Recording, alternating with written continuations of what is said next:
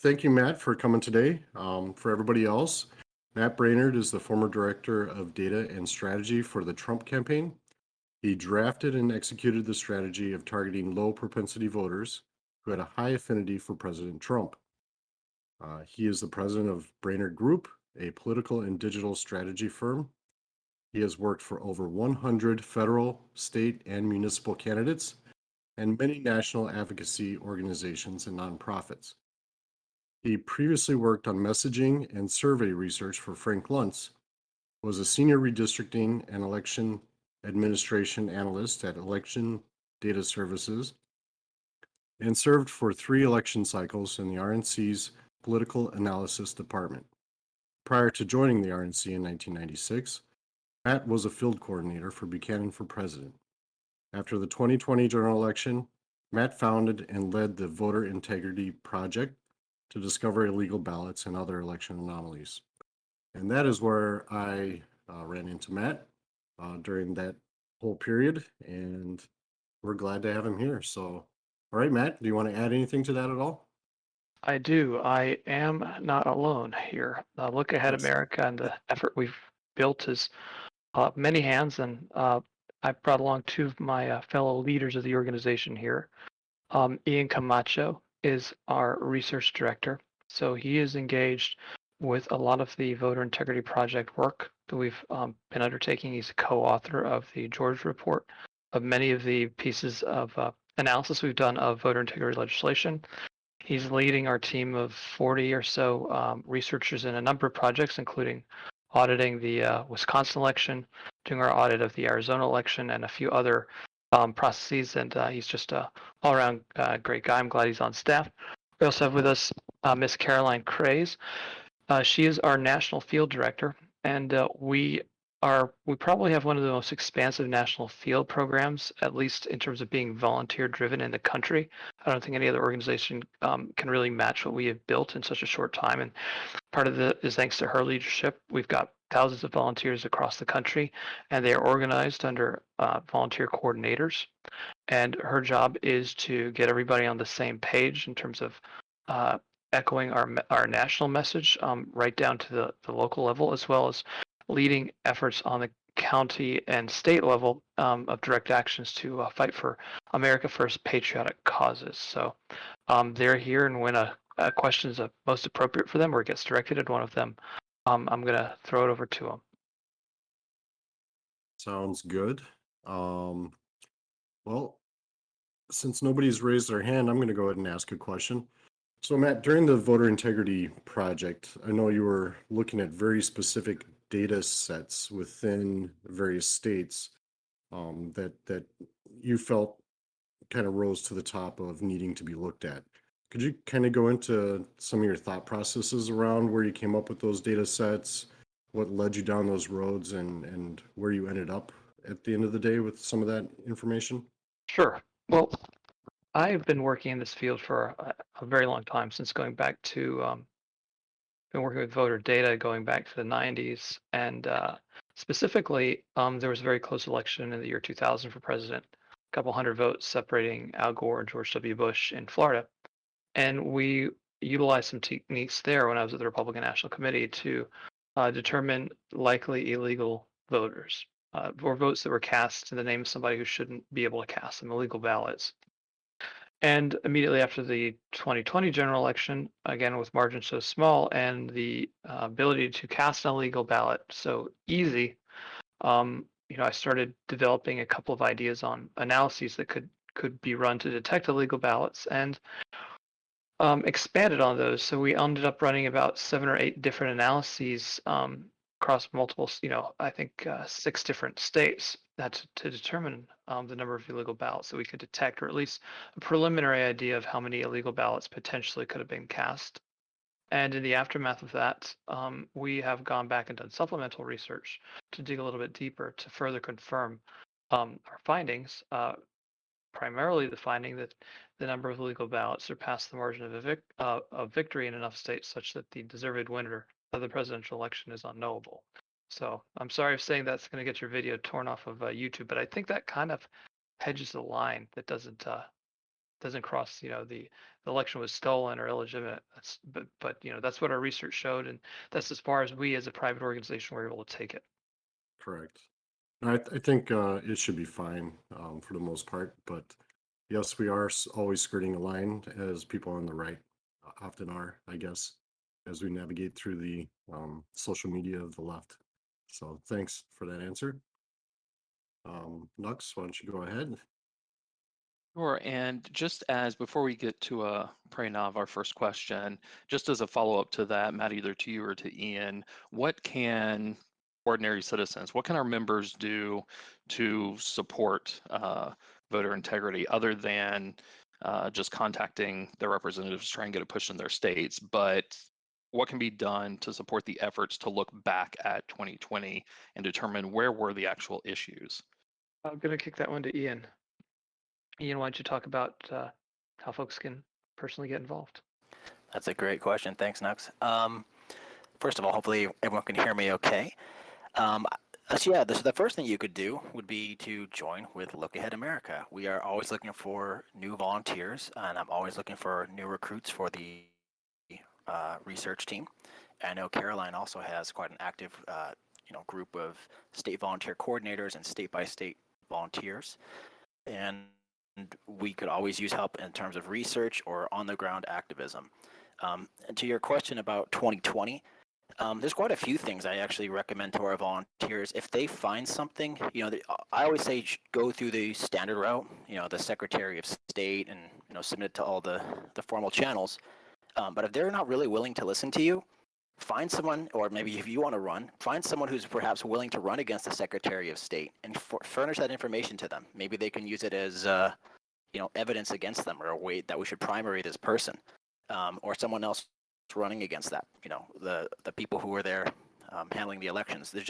Don't just get stuck in one box. Think of how can I go, backdoor attacks or side attacks, things like that.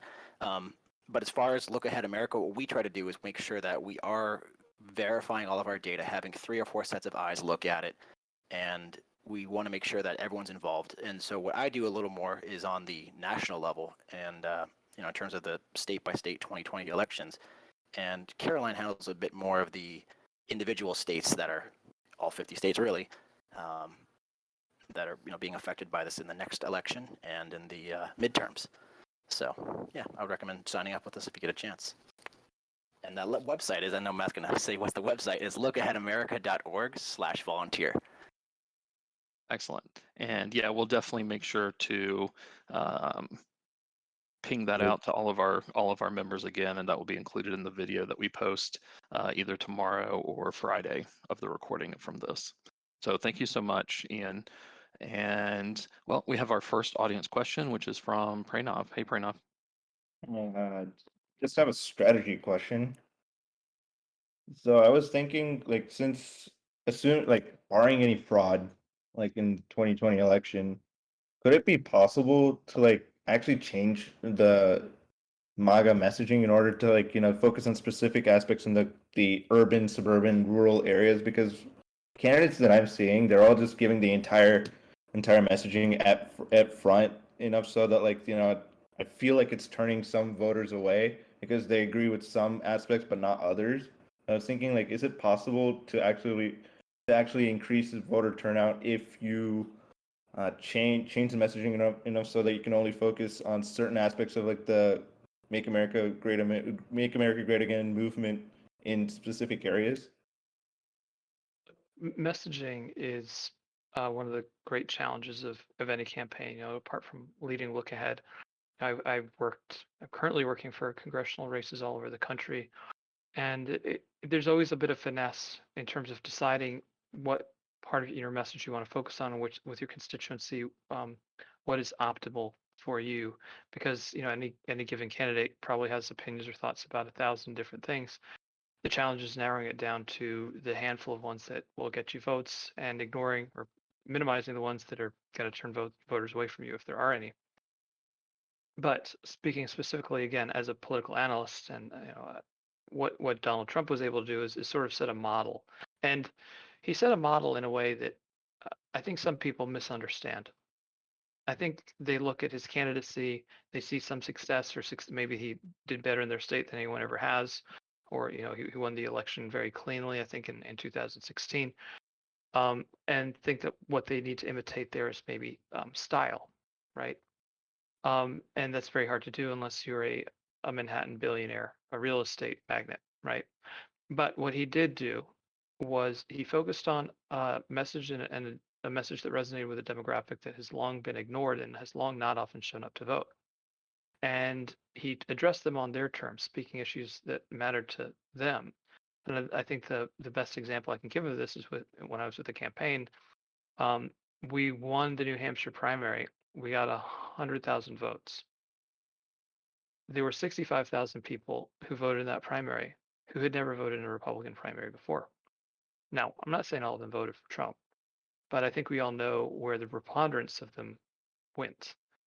And that ability to reach out to this, this ignored demographic of disaffected patriotic Americans. Look Ahead is a nonpartisan nonprofit organization, but that demographic is that he was able to reach is what has inspired me to create this organization, to go out into the field and register and educate this group of people who have been basically kind of given a little bit of lip service by one party, and the other party basically just wants them to die off so they can be replaced by third world immigrants. So that's the heart of what our organization is about. And I think that the message to any candidate that's paying attention is that you can't go back to the old days of the dichotomy of basically Jack Kemp and Al Gore's Republican Democratic Party along these nice little clean lines that seem to have existed ever since I would go all the way back to the Nixon era, if not at least the Reagan era, that the constituencies have evolved, and that there's a great unwashed mass there of these, you call them deplorables, or Pat Buchanan, when I used to work for them, would refer to them as his people as the the peasants with pitchforks. But this massive demographic of Americans, 73% of whom do not have a college degree or have not finished a college degree, whose interests and concerns are neglected. And the sad reality is that part of this is their own fault for not being organized, not being registered as much, or turning out to vote as much as they should. And Look Ahead America is the solution to that problem, where a politician can easily ignore you if you're not active, if you're not showing up to vote. Whereas if they're showing up to vote en masse and making their voices heard, it becomes impossible to ignore them. So we're kind of the mechanics that are getting in there with their sleeves rolled up, down under the engine, under the hood, trying to fix that problem. So I know I kind of went a little bit of a stem winder on there, but that's my answer to your question. Yeah, that was great. Thank you so much for that. And just a quick follow-up to that, as you're talking about it, it's not the same as it used to be. And we definitely talk on the server a lot and get excited about when Trump said that he would teach Republicans to win again, or teach them how to win. And we love seeing when candidates are standing up and are being strong. What is your advice to candidates who, and there's definitely going to be candidates that'll hear this, who are facing just this onslaught of leftist media lies? I mean, how do you break through to potential voters when everything that's being portrayed in the media is just negative, true or false, against you as a candidate? Oh, that's a big question. I think you first of all have to recognize to depersonalize it all, depersonalize everything as a candidate. It's a puzzle. You're just trying to solve a puzzle, and to use a tactical and a strategic approach to it rather than one driven by emotion or catharsis, like the need to strike back verbally at your opponents. Every step you take, every decision, every tweet, everything you do online, everything you do in person has to be completely tactical. Also, have a realization that there's no institution in this country that has less trust than the media. That people have more doubt. So if you have a good and compelling message, you do hard work to raise money to get your message out, you build a loyal, dedicated team of volunteers, and you are the right candidate at the right time. Now, in the last cycle, I spoke to over 500 candidates for office. federal office. That's Senate and House. The vast majority of them were doomed from the start because out of narcissism or arrogance or just pure ignorance, they were not suitable to be running for Congress at that point in time. Wow. Okay. That's the reality. Is that okay? I'm gonna sort of break this down a little bit. Is that to be a successful candidate for federal office, it doesn't matter how passionate you are. It doesn't matter how good you think you are at debating, or how right you think you are. You've got to have done the spade work to get to know that constituency, and for that constituency to get to know you. And that means that requires a tremendous dose of humility. So let's say the media runs, a smear campaign against you, tries to destroy you, right? Well, if you in that constituency were first on a city council, then maybe you moved up and you served in the state legislature, state house, and then you worked your way up and you got a position in the state senate. And then you decided to run for Congress. Or let's say you spent a decade or so working in the sheriff's office. You won the sheriff's race, and you've been the sheriff for like the last 10 or 15 years. Or any of these more traditional past office. Or let's say you were a local talk radio host, and every year you hold the biggest Thanksgiving charity to provide food for families who can't afford it. And you raise money for the families of fallen soldiers on Memorial Day. And you built this constituency. There's not a damn thing that mainstream media can do to destroy your reputation, because they didn't make you and they can't break you. And that love of the constituency that you seek to represent is something I find so lacking in so many candidates that just wake up one day and decide, hey, I'm going to run for office. There's other pathways too. Spent the first 20, 30 years of your life serving overseas, missing time with your family, making the nation's security your personal responsibility by putting your body on the line, serving our country in the military. That's another way that you can build a connection to that constituency that the media cannot tear asunder. Wow. That is absolutely amazing. Thank you. I don't even have anything to follow that up with. That was definitely, I think that, at least for me personally, that definitely connects when I think about the candidates that I support, that I'm willing to give money to, that I'm willing to give time to, that I'm willing to knock on doors for. Like those are the ones that you just talked about, that they have that connection with their constituency. You know that they care, that they've either been serving the country or they've been serving locally. So thank you so much. Next up, we have I'll add to that, though. I Yep. know he's not the most popular guy these days, but I've learned an awful lot working in the 90s and early aughts for Frank Luntz. And regardless of what you think of his politics, he's a pretty smart guy. And one thing he always said to candidates was that nobody cares how much you know until they know how much you care. And that is absolutely true when it comes to electoral politics in this country. Absolutely. K-Mox, you're up. All right, I have a quick question here. As you're talking about election and technically about that, how do you think we should do it? Do you think there should be a national voter ID? I know there's something called real ID, but do you think there should be more added on to it? We have our own policy objectives, but I'm actually going to kick that question to Caroline because she's a big part of leading our national effort on that. So Caroline, why don't you take that one? Yeah, so like Matt just said, we have 6 policy objectives for voter integrity reform. And this is something that we've really been pushing all of our volunteers to bring to their state officials' attention. These are on our website at lookaheadamerica.org/integrity. But I'll just quickly list them off. And so it starts with thumbprint authentication of absentee ballots. Number 2 is a mandated and public voter list hygiene. 3 is a ban on the use of black box voting equipment. 4, appointment of a citizens election supervisory committee. Creation and sufficient funding for a dedicated voter fraud investigation division within each state attorney general's office. And the last one is an equitable distribution of private contributions to election operations.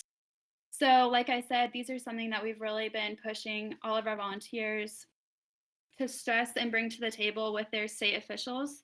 We would love to see legislation introduced on all of these, and Ian has actually been working with his research group and going through and grading each piece of legislation that comes through against these 6 policy objectives, and then, like I said, grading them based on that, on whether it's a great bill or not. Great. Just a quick follow-up to that, Caroline. Have you guys purposefully drafted legislation and given it to state legislatures to try and get that made into law? Especially right now, there seems to be a flurry of voter integrity laws being passed in a lot of the red states. I know a lot of the blue states are going the opposite direction, but even within the red states, it seems like that they may not know exactly what's needed. Maybe they need some help. Have you guys considered giving those proposals to those legislations? Yeah, that's a great idea.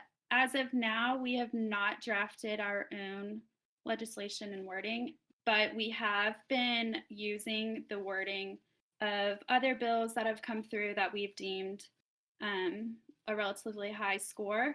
And we've actually been giving those to our volunteers to bring to the attention of their state officials so that they can then use that wording for their own states. I would add to that as well is that each state's legislation is, I'll put it this way, it's not necessarily transferable, especially when it has to do with election law, because most reforms to election law involve rewriting substantial portions of the existing state code. It's not just a straight up, amendment to what they have on the books. So, really, the truth is that most members of the legislatures don't actually write legislation themselves either. What they do is they take something like what we've given them, which is our policy objectives and just human language format, and they hand that over to their Office of Legislative Counsel. The Legislative Counsel's office then turns it into a bill format, which, while reading it and understanding what it's doing, is not too inaccessible. It's fairly easy. It's something that actually our research group specializes in, as Caroline mentioned. But writing the bill format is actually quite challenging. In fact, sometimes even the Legislative Counsel makes mistakes in it, and we saw that quite a bit with some of the early legislation in Georgia. So, by giving folks an English language, simple to understand document of what our policy objectives are, explaining them, it's really the legislator's job to get it turned into. And in each state, there's different considerations to be made. Where some states all 6 policy objectives don't necessarily get put into action the same way they might in another state. So there has to be some local consideration for how these 6 things fit in for any given state. But one thing we're confident of is that many of the problems we saw with the last election, none of them would exist if these 6 objectives were put in place and worked together to prevent not just any kind of illegal ballots, but also prevent the room for the suspicion of illegal ballots or election fraud to even take place. Yeah, correct. I think there's a lot of questions out there considering the integrity of the election based off of that. All right, we got Floth up next for his question. Yeah, I have 2, but you can just answer one. One is how do we get these states to enforce the laws that they already have? And the other one would be, for somebody, what would you tell somebody to motivate them to go out and vote when they're really demoralized after what happened, with everything that's coming out? That's the first question.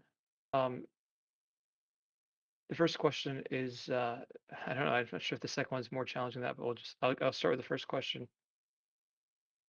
I think that a lot of state legislators are not used to hearing from their constituency, particularly on issues like this. And I think Caroline has heard this quite a lot from our people in the field, where they are successfully able to get a meeting with their state legislator, and the state legislator is kind of surprised.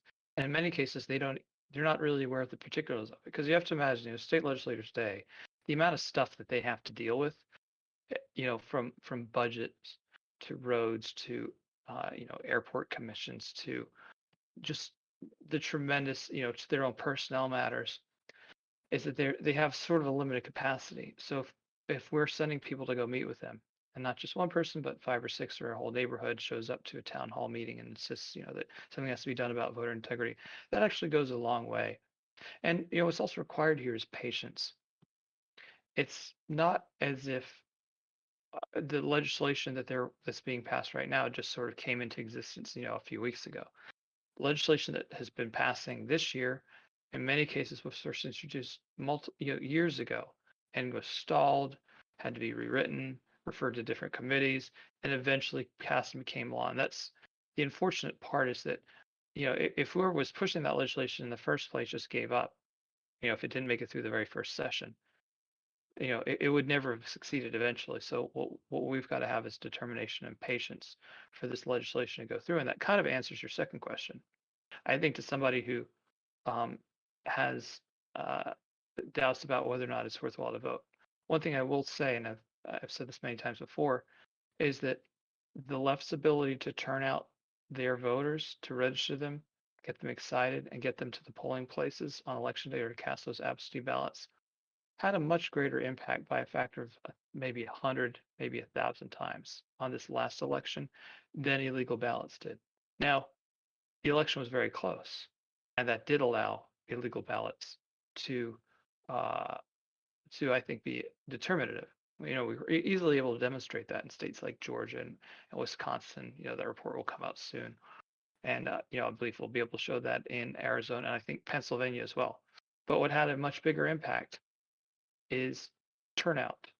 And the thing is that, almost any election going back in time, that was separated, like a state of Georgia, if there was another election of that state separated by 10,000 ballots or less, you'd still probably be able to find, probably that margin in illegal ballots, people casting them or having cast the names of people who shouldn't be eligible to. And that's one of the worst things about the whole voter fraud question, is that it demoralizes people and it distracts us from the real problem. Now, Look Ahead was started with 2 missions. One is to fight illegal votes, right? And we have a long list of techniques and strategies for doing that we're engaged in. They're very expensive and time consuming, but we're engaged in. But our primary mission has always been to register, educate, and turn out to vote disaffected patriotic Americans. We cannot surrender community organizing to the left, and generations of surrendering it are what led to the outcome that we saw in the last election. That is the price of the right saying, they'll come along. We don't have, we can invest, we'll just invest $1 million in a Super Bowl ad, or blow cash on some PAC or some congressional race, where you spend $30 million and nothing really happens. That we'll put our investments there instead of in the groundwork that the left has done for generations through organizations like Acorn, or recently through hundreds of millions of dollars in contributions from people like George Soros and Tom Steyer, Mark Zuckerberg, etc. The left has just dominated this for so long, and it's easy, I think, to point the finger at illegal ballots or voter fraud, because that doesn't really require any inspections. Basically, they got away with that. Damn it, we'll pass some laws to prevent it from happening. It's much harder to look at what the bigger problem was and to point the finger at ourselves and make the changes, because I will tell you, and we've got a great patriot supporting our effort in Arizona who made a very big contribution so that we can have a real professional field program there registering voters. It is hard. It is hot out there in the sun of Arizona. It is hot. And you walk up to people who are not registered and they tell you to, I don't want to use profanity here, but they use profanity and tell you to get lost. And do that. Try doing that, for one day in 100-degree temperatures, and have somebody be told that 100 times and see where your morale is. And you got to get up and do it again the next day. And that's what our people are doing in that state right now. And that is very hard. And nothing that we need to do to fix this country, none of it is easy. And I don't think we should expect it to be easy. I don't think we should be entitled to think that the founders of this country, who pledged their lives, fortune, sacred honor, put everything on the line, or generations in the past who fought in World War I, World War II, the ongoing conflicts who put themselves, through hell, or even, forget wars for a minute. Just I mean, imagine getting off a ship from Europe or Africa and setting foot here and basically having to tame the friggin' wilderness and have to basically climb out of the mud every day. What makes you think you're entitled to be exempt from that kind of hardship? And you can shirk it if you want. You can shirk it, but the consequences of that, maybe not for you, but for the generations to follow, will be dire. Very well put. Thanks, Matt. Just a quick follow-up. Have you seen the movie Brexit, and are you using the similar tactics for finding those particular voters and getting them registered? You don't have to go into exact details, but would you kind of paraphrase or categorize that type of research that you're doing Sure, and reach sure. out? We have two way. I have not seen the film. I'm a big fan of Nigel Farage. Consider him a personal hero. I mean, what that man has gone through, Yeah, from cancer to having a bomb put in his car to surviving an airplane crash, to everything that he's accomplished is quite remarkable. And I've had the good fortune to meet him, but I've not seen the film. But I am aware of the tactics, and we have them ourselves. We have tools. We are able to use psychographic mapping on the unregistered population in the states where we're targeting it. We have voter registration operations, obviously, in Arizona. We've got them up in Florida, which are currently volunteer based, and I think a couple other states where we're getting engaged in that. But there are two simple ways to identify our voters or to target them, or these unregistered individuals. And that is through location, and language. Through language, when we walk up to somebody and engage them on the need to register to vote, and through location, because we just know if we walk into a church, which we're able to do because we're C3, and pretty much any church, and you're not registered to vote, we already know you're one of our people, right? If we go to a gun show or rodeo or a rural part of the state, we go to like a Friday night football game. Location does the work for us there. In other cases, we use language by asking people what's their most important issue, or by having displays up at our tables showing, offering people a choice between children wearing masks and sitting in Zoom classrooms, and then the other picture of children playing soccer outside with no masks on, right? To sort of spark that debate, because that visual is a magnet for our own people. In terms of some of our other methods of targeting people through mail, phones, and doors operations, we do have some psychographic mapping techniques, some tools that we are able to pick up. And there's a lot of material out there on that, but we do know who our people are. I mean, fundamentally, on a philosophical level, we are the anti-postmodernists. And if I don't know if that means anything to anybody here, but in short, postmodernists embrace the philosophy that if it feels good, do it. And by extension, if it feels good, it must be right. And you extend that to politics, and you can see the state of degeneracy that our society has reached. Anti-postmodernists reject that. They are rich in the wisdom of the Old Testament. They have a very suspicious worldview, where they don't believe necessarily what they're told. And the best example I can think of is that they may even support, say, large numbers of legal immigrants coming to the country. Okay, they may even support that, but the idea that the law was broken by many who have come here, and that they must be returned home, regardless of whether we need immigrants, because they broke the law, that is a trace mark of somebody, or an acid test of somebody who is an anti-postmodernist. And most of the conflicts in the world we see, going back in the history, you can trace it back to the disagreements between Aristotle and Plato, or the saints, Aquinas and Augustine, modern philosophers, Kant and Rand, right through. I think you can find elements of that in the two political parties that dominate most countries in Western culture, as well as in India.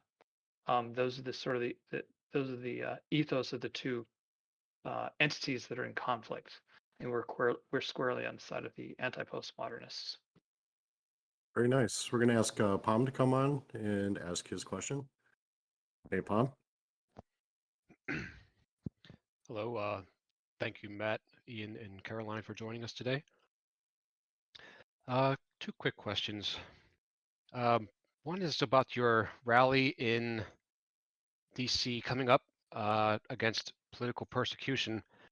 I salute your bravery for doing that. I'm just kind of reminded of the people in Hong Kong they go and protest, and anywhere in U.S. cities now. When Republicans go into cities, they can be physically persecuted. Um, how is your event gonna, not without going into too many security details, how is your event gonna be safe, and how do we encourage people to go and protest? Because it's good being around patriots, and we need to get our message out as best way we can. And the second question is about the backdoor to HR1. Do you have any quick advice on how to combat that? And do you think how many of those attempts in each state will be successful and which ones? I'm going to take the first question. I'm going to let Ian and then Caroline handle the second question. The first question, we are spending some serious cash on security, private security at the event that will keep our attendees safe. We also have the police that have, we got a police permit, so the entire block will be blocked off for us. We'll be giving guidance on safety to the attendees, both going and leaving in groups. And I will personally do everything I can to make sure that people are safe at this event. In terms of fearing any political persecution, it's basically a pretty straightforward First Amendment exercise. I do not expect any kind of legal consequences for this, but I understand. I've gotten folks have raised issues. That it's basically we're all gonna get tagged or marked for the gulag later, and just remember, there are people right now, our people, sitting in solitary confinement, who did not, I believe, per the law, break the law, no bail, separated from their families, their livelihoods destroyed. So, take a metro down to Judiciary Square, or is it Metro Center? I'm not sure the closest one. Come out on Saturday, and stand with us. Because look, this country isn't going to be saved by cowards. So, second question, Ian and Caroline. Ian, why don't you take the first crack on the research? You could talk a little bit about, because I'm not sure everyone here understands what the backdoor stuff is on HR1, and then Caroline talk a little bit about what our ground game looks like, and a little bit about the SVC program. Yeah, sure, not a problem. So really, I don't know if anyone got a chance to see that, but last Friday we did publish a discovery that one of our researchers discovered, that we have found over 563 bills across a number of states, not all the states, but most of them, that introduce elements of HR1, which is massive, I guess, quote, voter integrity or voter election reform. It failed in the United States Senate, and so basically right now they're just chopping it up and introducing it in small pieces to get it in various states, so then eventually, a majority of states have it, and then they can kind of make it into federal law, something like that. It's a very sneaky but clever way of doing it. It is definitely happening more in blue states than red states, but it's happening in most states. I think the only state that didn't see it happening in was Louisiana, but we are doing a second phase. We did find a few more bills, so if you want to help us with that, you can definitely sign up to volunteer. But as far as your question goes, there's a few things you can do. Matt had touched on this earlier, but reaching out to your elected officials is a lot of times they have not heard from their own constituents. So if you want to contact your senators, your representatives, just email them, call them, write them, and just let them know that, hey, you're not supporting this bill and you'd like it removed, or to vote against it when it comes up. They do listen to that. Their office does take a tally, of how many people are calling, because to them that's worth maybe 100 or 1,000 votes, because not many people are very active, and they do consider that. And I would always say, be respectful, be nice, because you always get more flies with honey than if you're rude. They're not going to want to hear. So always be, polite when you're doing it, and also share the posting that we made last week, actually, with friends and family. I'll put it in the chat, because a lot of people don't know about this. And I think, and one of the things we put in the report is sunshine is the best disinfectant. Just putting it out there lets people know about it. A lot of people aren't aware of what's going on in their own backyard, and getting the pressure on it from their constituents will get a lot of these bills, and make sure that they don't get passed. So that's honestly just bringing it to people's attention, and calling about it will make a huge difference. For the good news on this, before I hand it off to Caroline, fortunately, Republicans have been passing bills 2-1 in the prior report that we did about election integrity reform bills that we looked into. So there is some hope with this, that more of the bills are positive than negative that are passing, but we still need to be aware of, killing the bad stuff and encouraging the good ones. So with that, I'm going to hand it off to Caroline. Yeah, so everything that Ian just talked about is dead on. I'll just kind of go over what our ground game is and what our state teams look like. So we are establishing teams in every state. Right now, I think we're up to 29 states. And this is made up of a state volunteer coordinator, or SVC, who sort of leads the ground game in their state and serves as liaison between the national office and the volunteers at the grassroots level. And then under those coordinators are all of the volunteers. And this is extremely important in our organization. We really depend on the volunteers and the coordinators to help us in bringing attention to these issues. We really rely on them to be paying attention at the local level to see what's going on. And like Ian said, the research group actually caught this. So we are really appreciative of that. But we have them help us identify these kind of issues that they're seeing at the local level. And then we have them pass it on up to us, and we flag it as a potential direct action. And that's just something that we see as an issue going on, and something that Look Ahead America could get involved with. So from there, we discuss it and we take further steps to rectify the situation.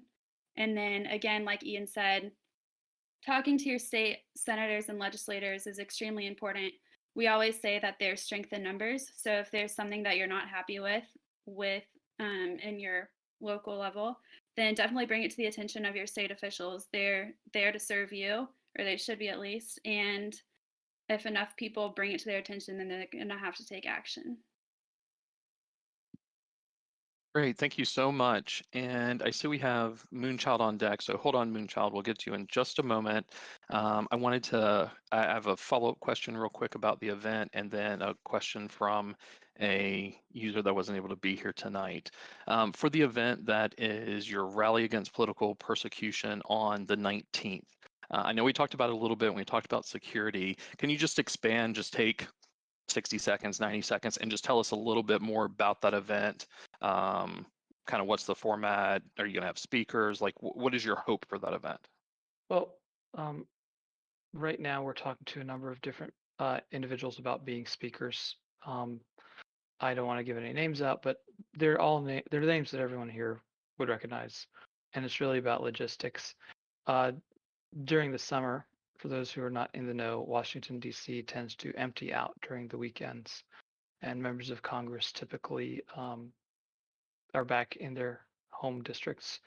So we're making it possible for some to be able to dial in and call in and speak to the audience. It's going to be a very straightforward event, and we'll be releasing the agenda for it as we get a little bit closer to the date and some additional things get locked down. But we've taken all the appropriate steps, just like any other group that does a protest or rally downtown. We have the permit.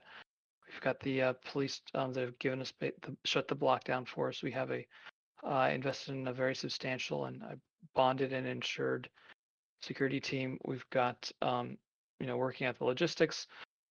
We've got insurance policy now to cover the event.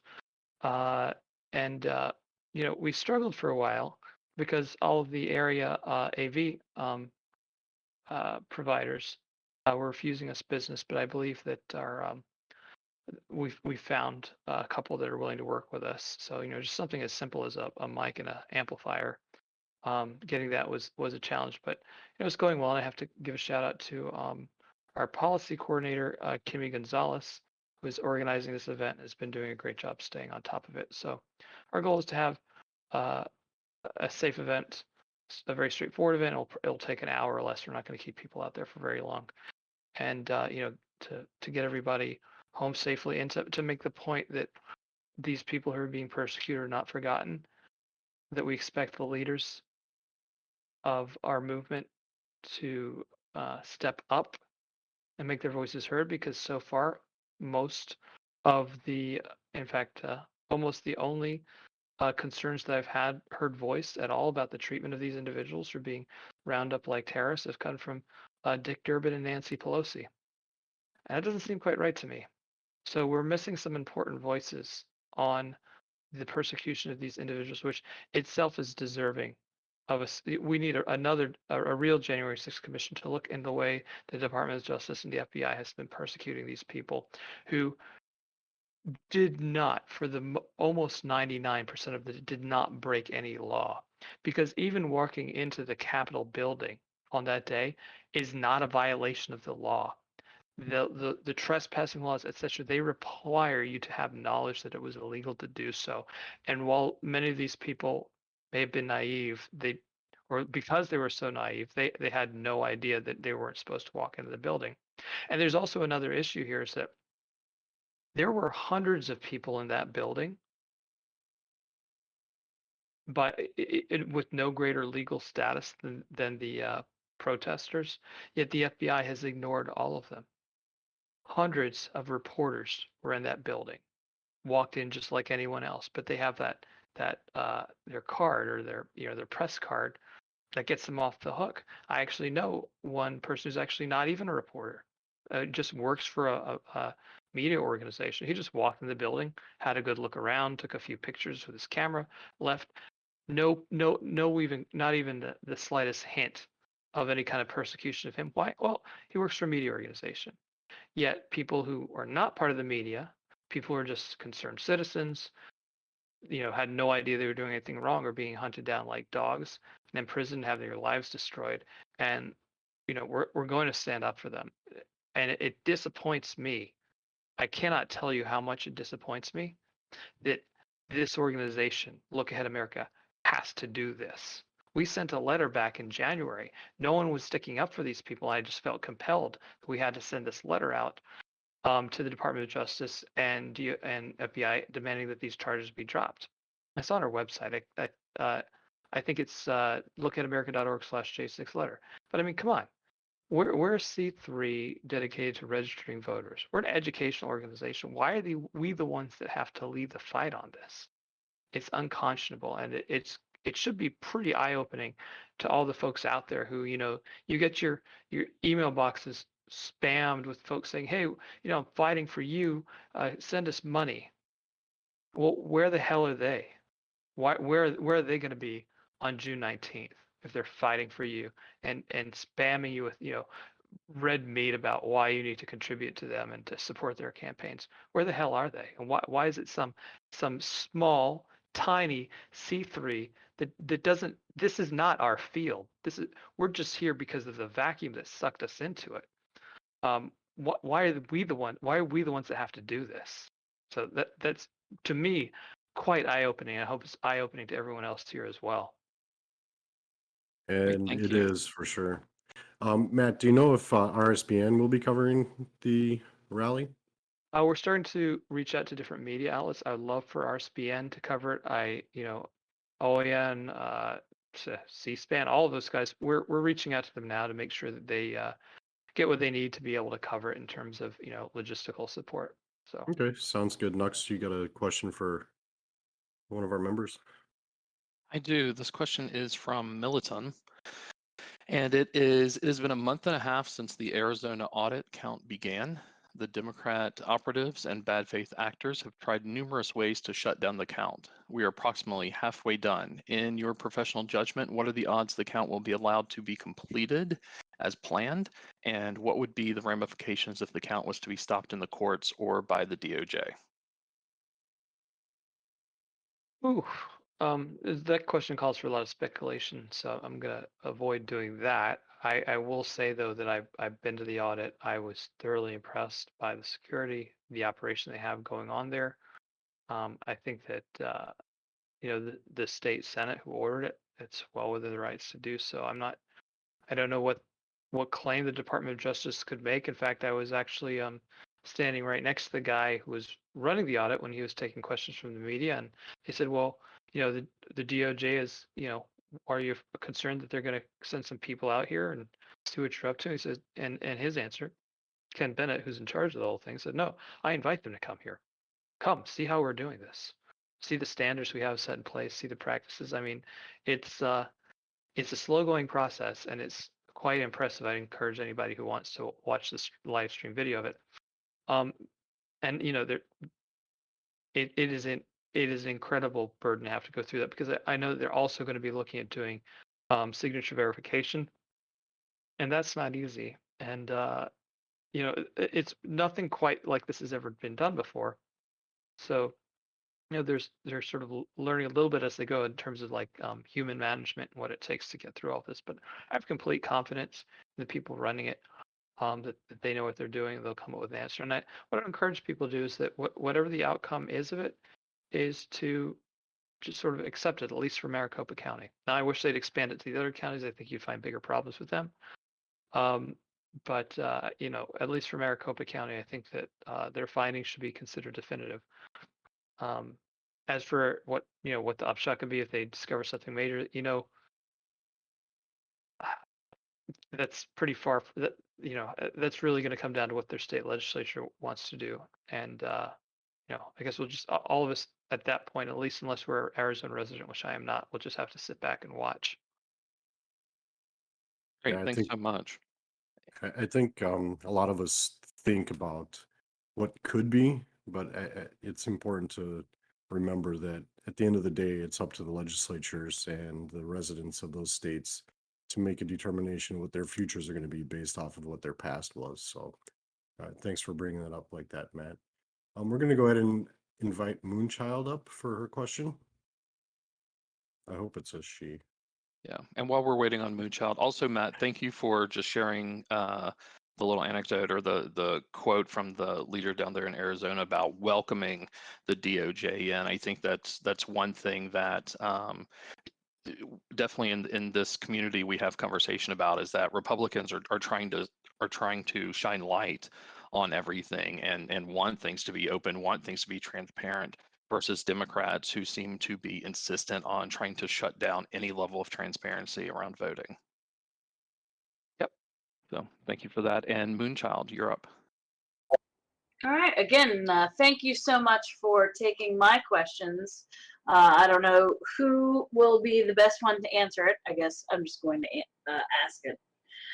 So 2024 is one that a lot of people they are looking towards that, but I think we are not finished with 2020.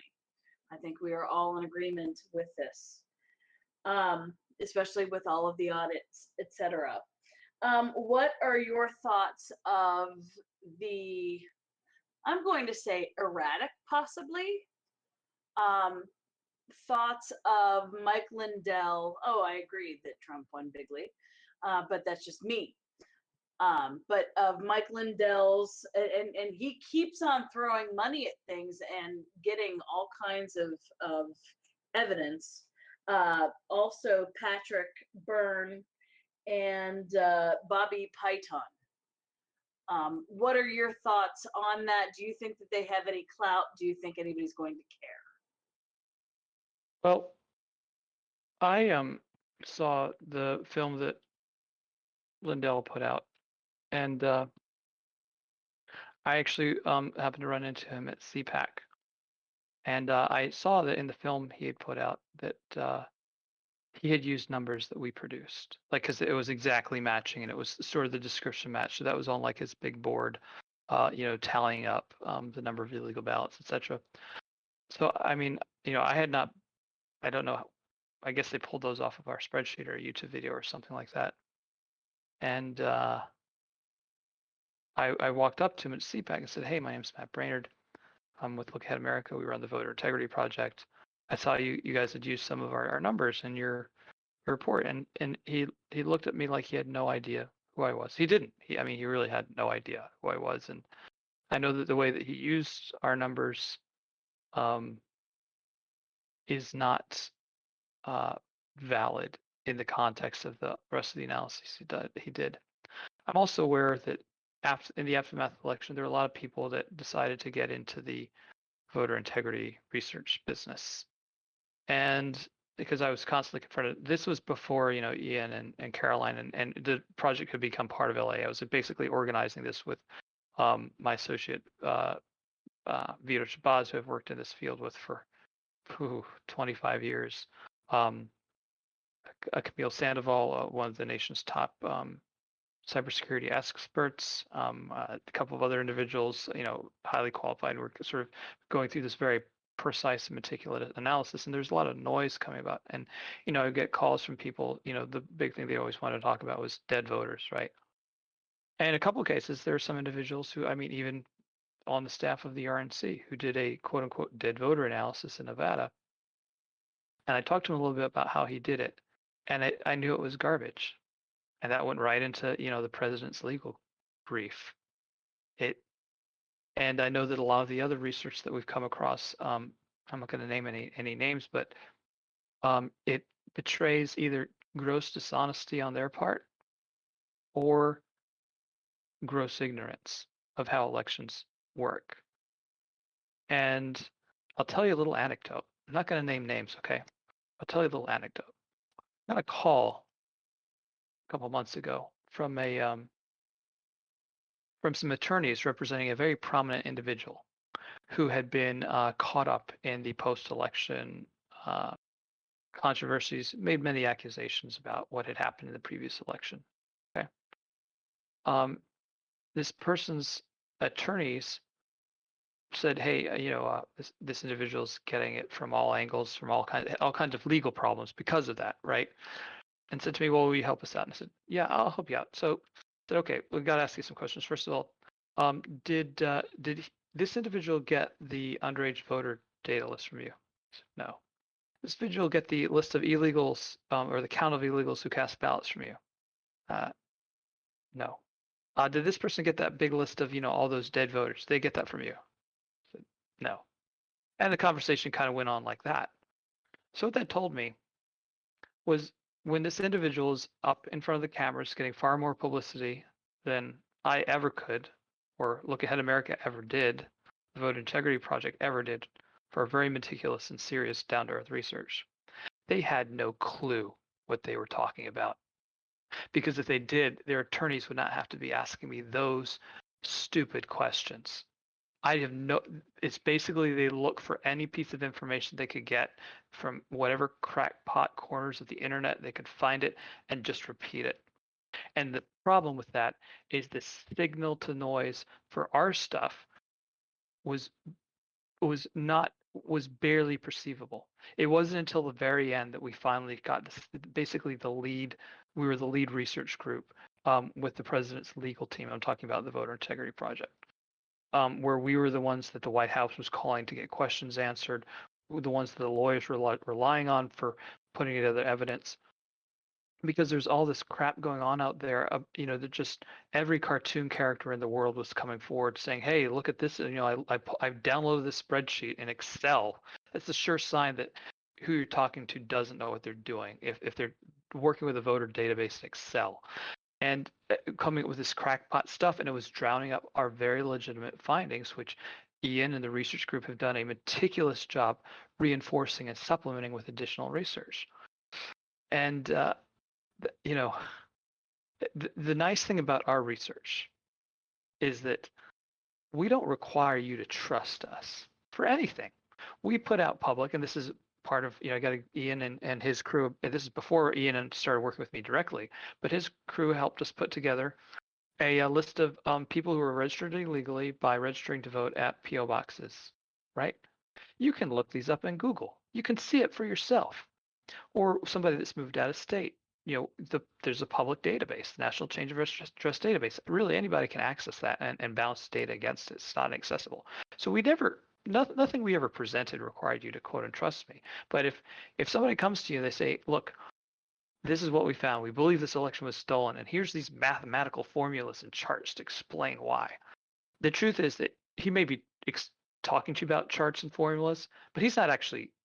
What's happening is he's just convincing you that he's plausible because he's speaking in an intelligent way about something that you don't have the education to understand. You are not a statistician. Most of us are not. I am not a statistician. So if somebody says, it's this complicated mathematical theory that explains why this election was stolen, and you believe him, you're not really believing him because he explained some complicated mathematical theory to you. You're believing him because he seemed authoritative, and that's a trust me relationship. And in this stuff, trust me relationships get you screwed.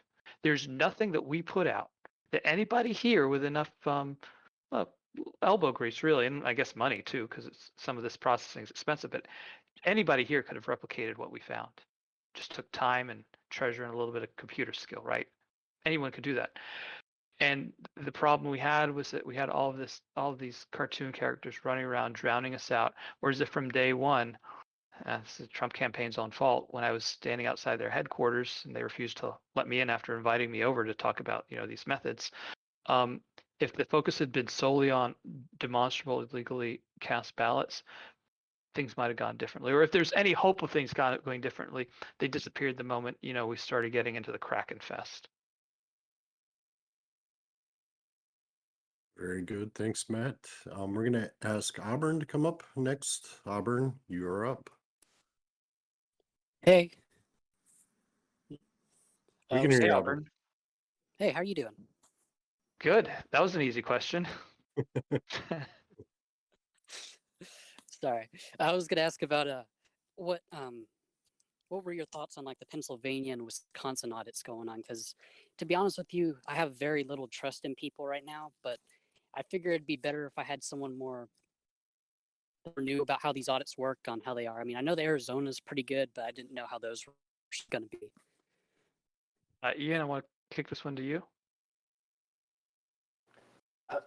Sure. So the question is what are my thoughts about Pennsylvania and Wisconsin coming up? I mean, I'm very much like Matt in that regard. It's speculation, so I can't say what will or won't happen. I mean, I'm of the mind that definitely look at it. We should do a true audit and a true examination of everything.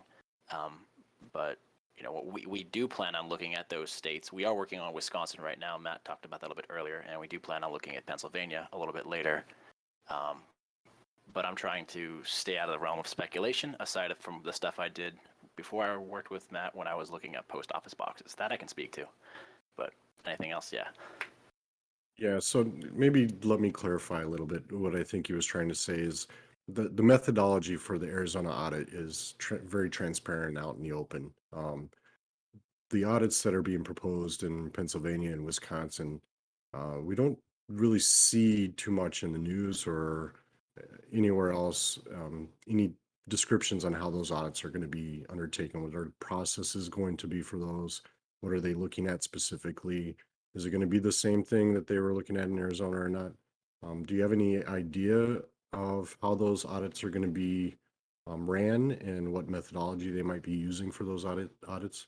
Well, we're kind of in the same position you are. The lack of transparency is an issue, and hopefully they'll be more forthcoming with Gotcha. what they plan to do. But we're a small private organization, small nonprofit. So we, in the case of Arizona's audit, we also have a pretty good connections there. The person in charge of it is actually on Look Ahead America's staff as the state chairman for Look Ahead Arizona, which is our project there, although he's on loan from us to that effort. So, I know that he knows what he's doing. Do I have that kind of relationship with anybody else in Wisconsin or Pennsylvania? No. So we're on the sidelines with you guys. Gotcha. And just one more quick thing, real quick, Matt. You've done some of this, you've kind of gone through the process um, from start to finish, what to look for, how to look for it, and that type of stuff. Have you documented all of your processes and made it in a way that can be something that's replicable anywhere, basically any precinct, any um, congressional district, any state? Is that something that you look to be able to do going forward and kind of market to campaigns or to the RNC Well, once you're we're once you're done? the research we're doing now is subsumed within Look Ahead America, which is a nonprofit, nonpartisan group. But the methods that we have, anybody can read our Georgia report and see what we did, or look at the videos that we put out on in the earlier stages of Voter Integrity Project to see our methodology. A lot of it was, some of it was, a lot of it was disclosed actually in court cases, and our unredacted reports are available to media organizations, or if somebody actually wants to sidestep me literally and go through the techniques, or if you really want to be, if you want to get a good education on how to do this, sign up to volunteer and we'll screen you into our research group where you can get firsthand experience and then you can carry that with you elsewhere. So in terms of doing it as a professional, it's something I've got some interest in, but um, it just sort of depends on the client because apart from LAA, I am a political consultant, and sometimes the need for that kind of stuff comes up, but for the most part, it doesn't. So, which is why so much of the work that Look Ahead America did was so pioneering because nobody had ever done it before, and so that's Very, very nice so we had to marketing learn a ploy lot of there. lessons, and a lot of people who work for us also, Yeah, for picked sure. up lessons. All right, nice marketing play. I saw you get the little stick to get volunteers in, so good. Mhm. Nice. I'm going to ask Palm to come up again. And just real quick before Palm's question, I just wanted to let everybody know we have about 15 minutes before closing remarks. So if you have not raised your hand yet to ask your question, please do so. We're going to start with second round questions and some mod questions. So if you haven't asked one yet, raise that hand and we'll try and get to you first if possible. Go ahead, Palm. All right, thanks. I'm asking this question for someone else. I'm just trying to read quickly their question, just kind of summarize. I think a lot of it was touched. It's just been basically some skills we could gain when conversing with people, even our elected officials. I'm just going to read, I guess, a little bit verbatim what my friend wanted to ask, who couldn't be here. He says, in his view, securing the elections is one of the top 2 or 3 things he can do. And he asks, aside from directly supporting Look Ahead, what are some different things that like-minded patriots of varying skills can do to aid our mission? Maybe just off the top of your head, 3 or 5 things. I think I'll just add that contacting your officials is very important. Yes, and so I'll just go ahead and add a little something as well. Are you familiar with the Precinct Project that basically looks to fill about half of the vacant precinct captain or precinct Republican committee seats around the nation, even states where you think it wouldn't matter, like in Maine or Massachusetts, where at the local level, getting involved with your local Republican Party, along with any other skills you might recommend to get involved and without us directly supporting and volunteering for Look Ahead. Well, I mean, bias here, but of course, sign up to volunteer with us is probably the fastest way to get an education, to get integrated with the process. However, I did know before you even brought it up that the words you were looking for were the Precinct Committeeman Project. And it's important to understand, I'm again just putting my political analyst hat on here. And again, I only have a better knowledge of how it works within the Republican Party rather than the Democratic Party because when I was 18 years old or 17, I was a precinct committeeman. All the way, all the way to being a delegate to our state convention. It does matter in states of Massachusetts and Maine, not just because I think we've got a couple of Senate seats in Maine, but because the people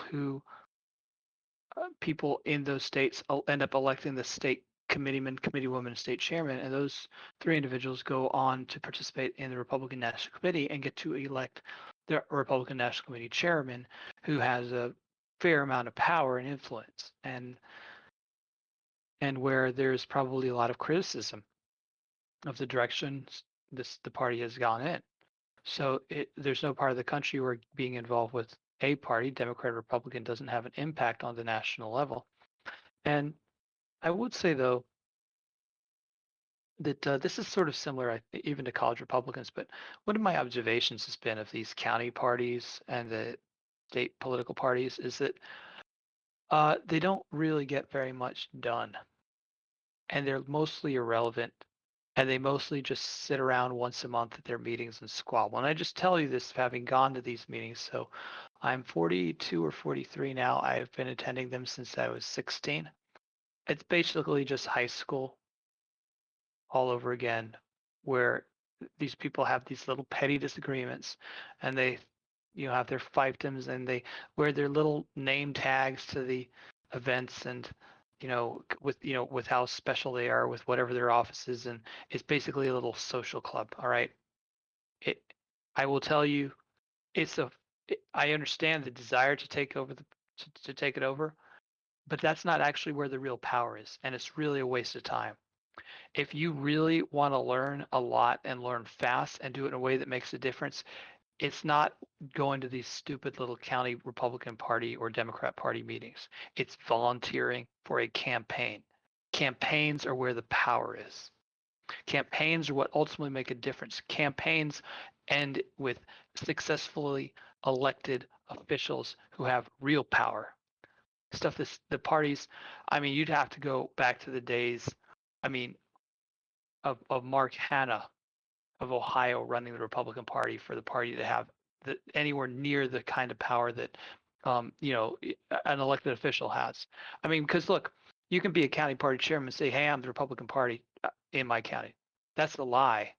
The Republican Party in your county, the state legislators, state senators, councilmen, mayors who have R's next to them that were elected and won primaries and then won elections. That's what the Republican Party is. It's always the nominees. It's never the parties, because the parties is this nascent group of folks who, well-meaning, sometimes they do something effective, but are largely irrelevant and on the sidelines. I'll tell you something else.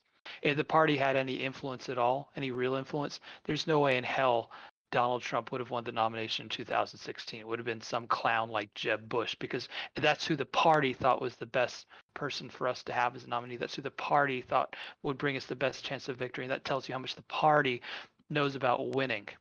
So, I guess if you like social clubs, yeah, go be a committeeman. But if you want to make a difference, you want to really learn something, find some well-meaning guy who's running for city council, county council, sheriff, maybe state legislature, or Congress.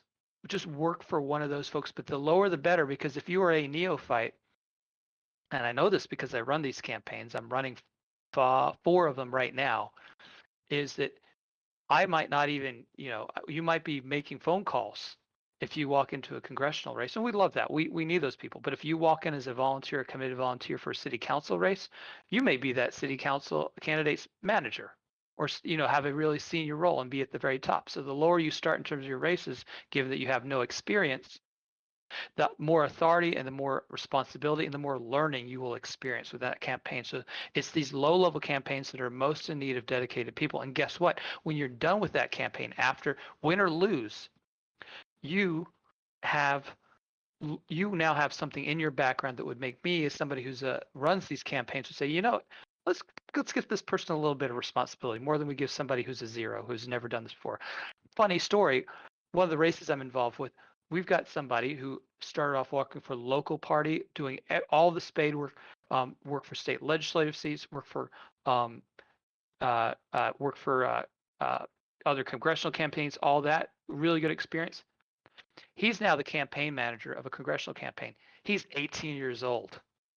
Got another guy, as a teenager, started his own business doing consulting for local council races, mayor races, little things in his community. He's now the director of one of our most important regions in Arizona, and he's 21. So don't, that's where you can make a difference. And I think that's a good place for you to invest your time, and just find somebody you can believe in on the local level. The lower the better, and get involved. You know what? And if there's none of that going on, by all means, please volunteer for your local congressional campaign of either party or no party of your preference. So Wow, Matt, all that was absolute gold. You just answered 3 different mod questions that we had in the pipeline for you, all in that. So we have a couple more member questions coming up. So I'm going to invite Guthix up, who I don't think has asked a question yet, and then we'll have Wolf on after that. There's Guthix. Go ahead. Hi, Matt, and Look Ahead America. I'm Guth, and just want to say thanks to you guys for what you're doing for election integrity. So you guys are keeping it kind of in focus and things, and that's greatly appreciated. I don't think a lot of people really understand what's going on in the background under the hood with that, and even if you guys don't see it everywhere, you're definitely appreciated in that.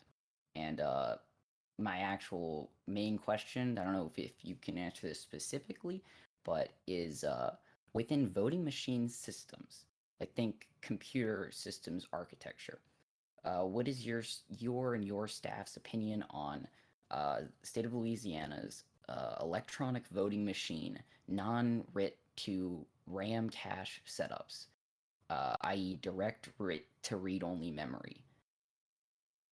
Well, I think I'm going to pitch it to Caroline in a moment to give you an update on what the situation is in Louisiana, which is very promising. But one thing that we are completely committed to is open source voting equipment. And we're going to be making, that is our number one voter integrity reform that we're pushing right now. We have successfully halted the state of Louisiana Secretary of State moving forward with the purchase of black box voting equipment. I believe we will succeed in undoing a contract for black box voting equipment in Stark County, where we have litigation currently before the courts. But Caroline, why don't you give them an update on the situation in Louisiana with some of that new legislation? Yeah, so there's a lot of great things going on in Louisiana. We have a really strong team there of around 30 volunteers. They've been working really hard bringing things to our attention. Our deputy national field director and policy coordinator have actually been really hammering in on this issue. Unfortunately, they weren't able to be here tonight. But I think we should have some updates coming out on that soon. Well, I think specifically, yeah, sure. Specifically, the state Senate leader has asked for our opinion on a piece of legislation that would allow a public committee. In fact, who asked that question? Moderator, who was the one that asked the question? It was the anime right guy, Guthix's Yeah, balance. It was Guthix, yeah. It was Guthix, Guth. okay. Yeah.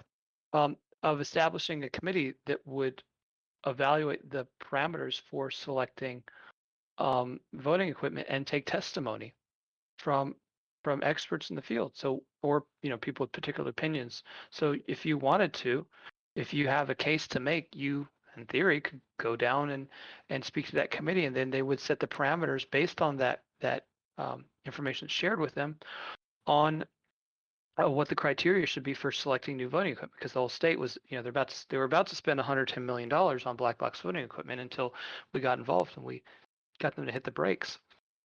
And in the meantime, we'll have the opportunity to make the case. And if I understand your question regarding, the memory and how it's handled in the voting machines, maybe you should get, if you can't personally go, sign up to volunteer with the research group at LAA.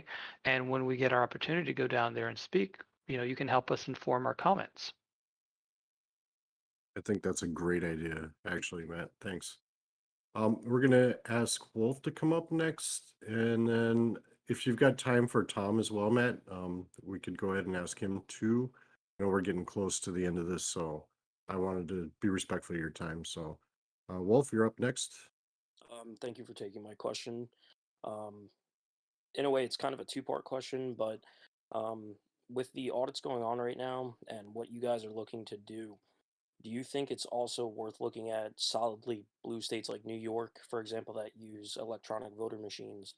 And in terms of fair representation and election reform, do you think there's a way that these relatively solidly blue states that we could get the iron grip that big cities have off of the entire state? Because personally speaking, New York is pretty red outside of the major cities like New York City, Buffalo, Albany.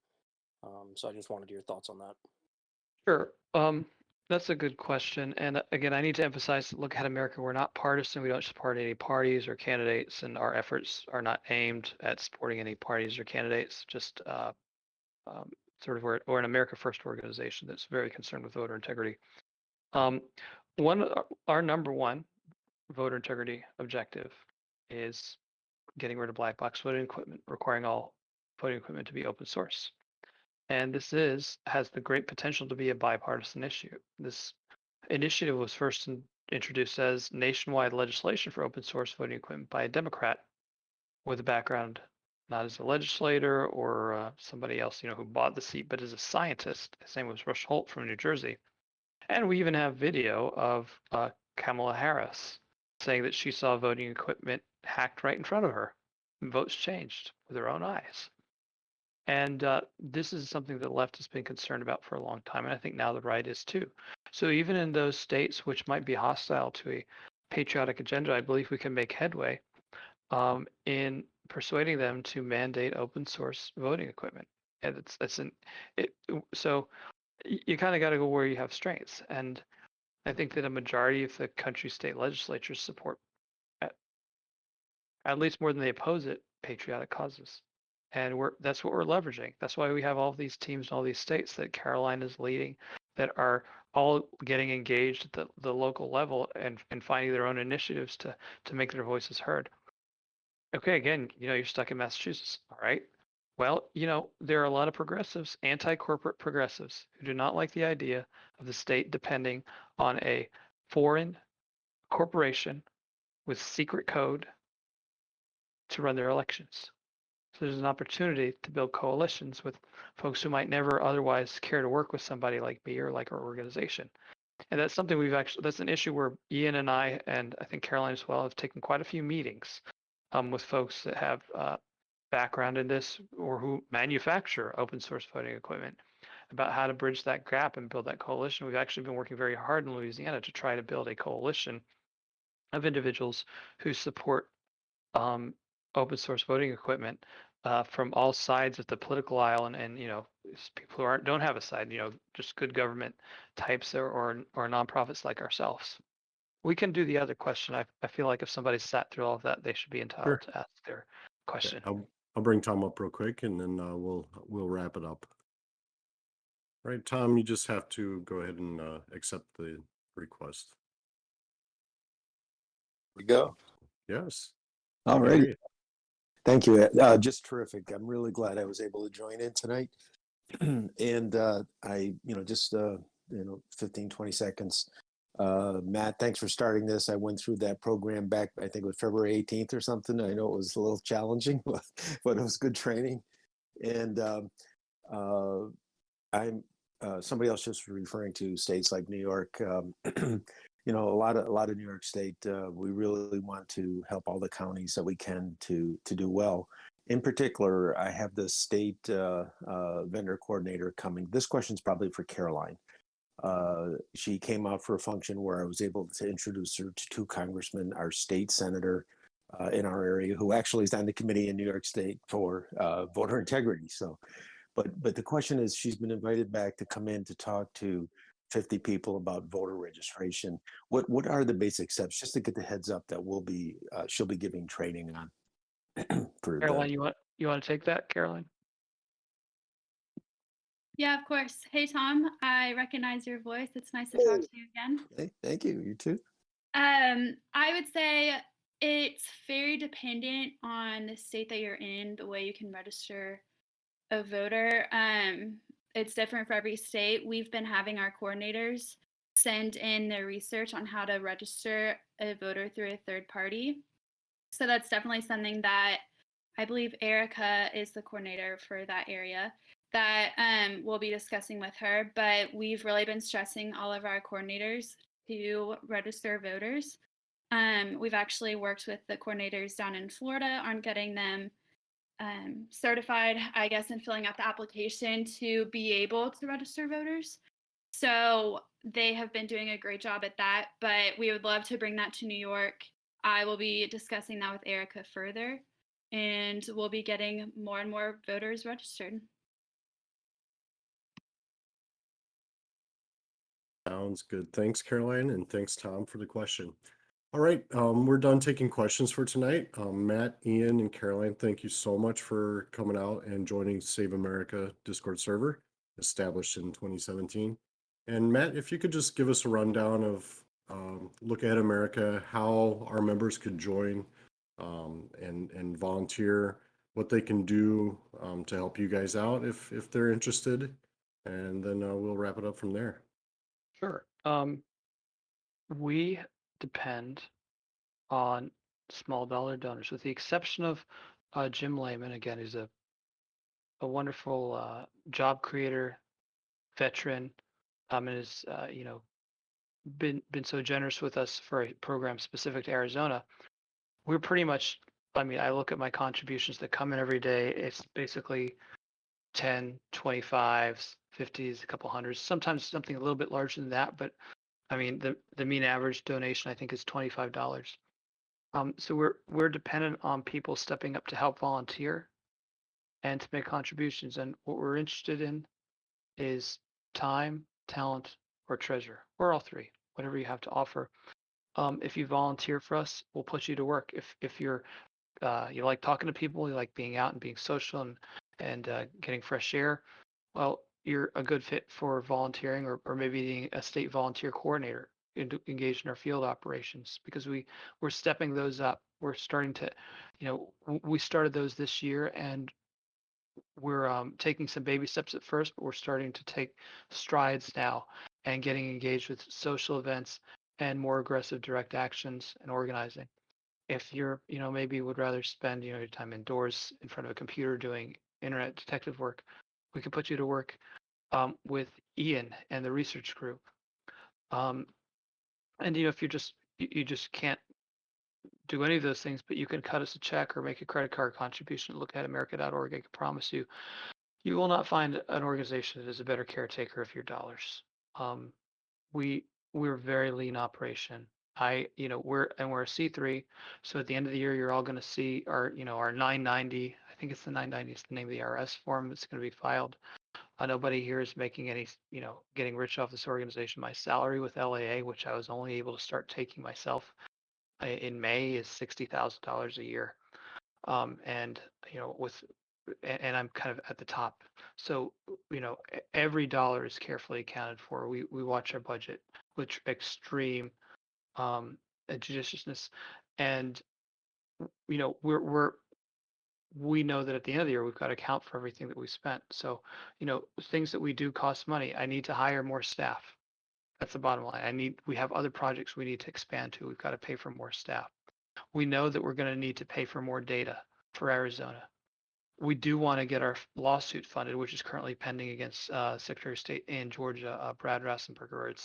We need to be able to fund it, to be able to file it and move forward with that. And I know we can win it. And that will be one way to get that state to recognize our work as legitimate and to take action accordingly.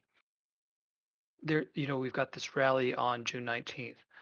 Caroline is leading a new effort in Georgia also to increase turnout in rural counties by enabling those people to vote on Sundays, whereas right now they can only vote on Sundays on urban centers, which puts our people at a real disadvantage.